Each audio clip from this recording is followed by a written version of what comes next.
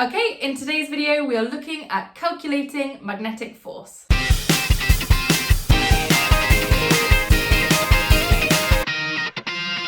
So, in the previous video we used Fleming's left-hand rule to find the direction of the force acting on a current carrying conductor in a magnetic field. So I know that all of you will have two burning questions right now. What about the size of the force? And when do I get to use an equation again?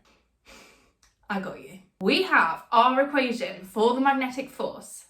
F equals BIL, or BIL. Some of these symbols should be familiar. We have got F, our force in newtons.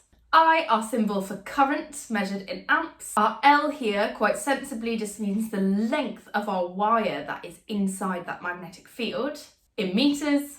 And then we've got this letter B. And so far, this formula is making sense. We know that the size of our force depends on the current. The larger the current, the larger my force. And it makes sense that my force should also depend on the length of wire that's in the field. And what else did my force depend on? It depended on the strength of my magnetic field. And that is exactly what B is a measure of. It's actually called magnetic flux density. It tells you how close your field lines are together. The larger your B, the stronger the magnet. And we measure it in Tesla, like the car. One key thing to point out about this equation is it only works if your field is perpendicular to your current carrying conductor. That's why in Fleming's left-hand rule we had to make sure that our fingers were all perpendicular to each other. Okay, let's do an example. 5 centimetre piece of wire carries a current of 0.75 amps. Calculate the force acting on the wire when it is placed perpendicular to a magnetic field of strength 0.6 T. Okay, so our equation is F equals BIL.